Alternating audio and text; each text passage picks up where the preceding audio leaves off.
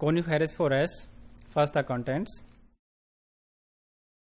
Coniferous forest, then the characteristics of coniferous forest. First the coniferous forest. Students, अगर हम coniferous forest की location की बात करते हैं तो अर्थ की मैप के ऊपर अगर हम देखें तो जो बिल्कुल नॉर्थ के ऊपर टुंड्रा इकोसिस्टम है, जहां से टुंड्रा इकोसिस्टम खत्म होगा उससे आगे हमारे पास जब वो कॉनिफेरस फॉरेस्ट जब वो स्टार्ट हो जाएंगे। यानी अगर हम ये कहते हैं कि कनाडा और रशिया के बिल्कुल नॉर्थ के ऊपर जहाँ वो टुंड्रा इकोसिस्टम मौजूद है, तो जैसे ही उसी सिस्टम में टुंड्रा से थोड़ा सा नीचे आएंगे तो हमारे पास जब वो कॉनिफेरस फॉरेस्ट जब वो स्टार्ट हो जाते हैं।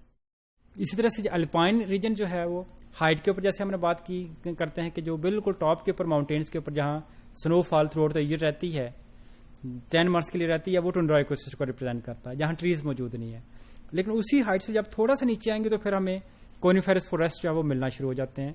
तो वो कॉनिफेरस इकोसिस्टम जो है उसको रिप्रेजेंट करेगा या फॉरेस्ट इकोसिस्टम को रिप्रेजेंट करेगा। So coniferous forest are basically this is the part biome or this is the ecosystem which is mainly represented by the coniferous trees. तो coniferous जो है वो उसको करते हैं represent करते हैं। coniferous जो हैं they are having cone shaped fruits and they have needle shaped leaves. तो coniferous forest जो है वो coniferous ऐसे plants हैं जिनके जो आमतौर पर जो seeds होते हैं वो cone like structures के प्रोड्यूस होते हैं, इसी वजह से उनको coniferous कहते हैं। और इस तरह से दूसरी इंपॉर्टेंट थिंग जो है they are having needle like tree, इसका लीव्स जो हैं, तो लीव्स जो होते हैं नीडल लाइक होते हैं, they are evergreen plants. Evergreen mean throughout the year वो क्या करते हैं कि वो जो लीव्स होते हैं वो अपने प्लांट्स के ऊपर एग्जिस्ट करते हैं और उसको ग्रीन रखते हैं वो।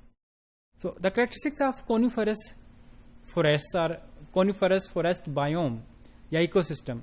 कॉनिफेरस इकोसिस्टम जो इसकी क्या क्या इंपॉर्टेंट कैरेक्टरिस्टिक्स हो सकती हैं। फर्स्ट था क्लाइमेटिक कंडीशंस।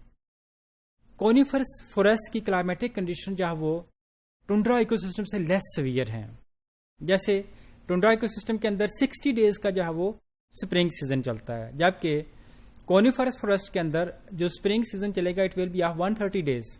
तो ये ऑलमोस्ट इससे डबल होगा ये। तो इस तरह से जो प्लांट्स हैं they are having enough time to grow, तो इनके पास जो ग्रो करने का ज्यादा टाइम मौजूद है। इस टुंड्रा इकोसिस्टम में कोई प्लांट्स नहीं होते हैं, ट्रीज नहीं होते हैं, जबकि कॉनिफेरस फॉरेस्ट के अंदर बड़ी ह्यूज या लार्ज साइज जो ट्रीज जो है वो मौजूद होते हैं। Soil conditions, the soil of coniferous forest acidic in nature, acidic होती है और इसके अलावा रिलेटिवली इनफर्टाइल है। एसिडिक क्यों है? एसिडिक इसलिए है कि जब उसके नीडल्स यानी कि उसके लीव्स नीचे गिरेंगे तो उसकी पार्शियल डिकम्पोजिशन होगी, जिसकी वजह से वो एसिडिटी जो है वो एसिडिक एनवायरमेंट जो है वो क्रिएट होगा वहां। अब इनफर्टाइल इसलिए है कि एनवायरमेंटल कंडीशन जो कि कोल्ड हैं, तो उसकी वजह से जो है वो डिकम्पोजिशन प्रॉपर नहीं हो रही है। जब डिकम्पोजिशन प्रॉपर नहीं होगी, न्यूट्रिएंट्स जो है वो प्लांट्स के अंदर तो आ गए हैं, लेकिन प्लांट के डिकम्पोज होने से दोबारा वो सॉइल के अंदर नहीं जा रहे हैं, जिसकी वजह से सॉइल जो है वो it will remain infertile. Average precipitation of coniferous forest.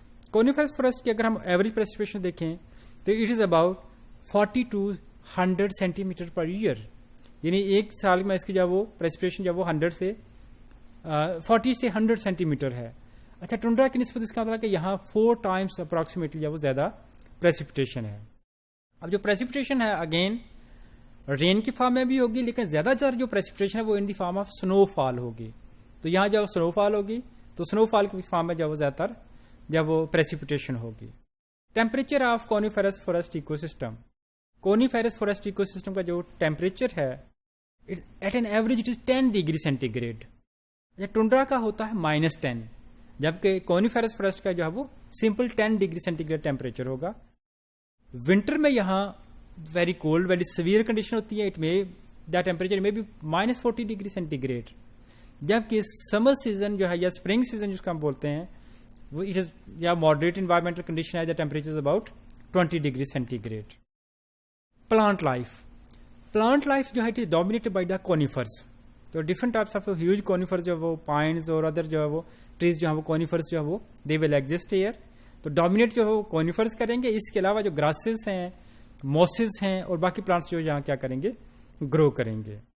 So animal life चूंकि they here the forest are present, तो फॉरेस्ट होने का मतलब ये है कि यहाँ एनिमल लाइफ जो उसको काफी ज्यादा प्रोटेक्शन मौजूद है। So few animal species exist but their population are very large. तो लार्ज पॉपुलेशन होती हैं लेकिन डाइवर्सिटी क्या है इसके अंदर कम हमें मिलेगी। अब इसमें से इंपॉर्टेंट जो कॉनिफरस एनिमल्स, फॉरेस्ट एनिमल्स हैं, they are the snowshoe hare, then lynx, wolves, then caribino, that is actually the reindeer, then the moose, and other one are the actually the summer moths. Yani some insects, they are also present in the summer season or the during the spring season, we can say during the. So here in this diagram, अगर इस diagram में आप देखें तो this is the coniferous forest during the winter season. Winter season के दौरान क्या था कि एक स्नो, हैवी स्नो फॉल होगी, the snow will cover the land, snow will cover the even the trees.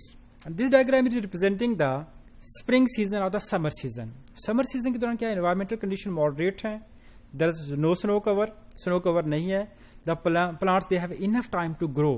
तो plants के पास काफी ज्यादा ग्रो करने का टाइम मौजूद है।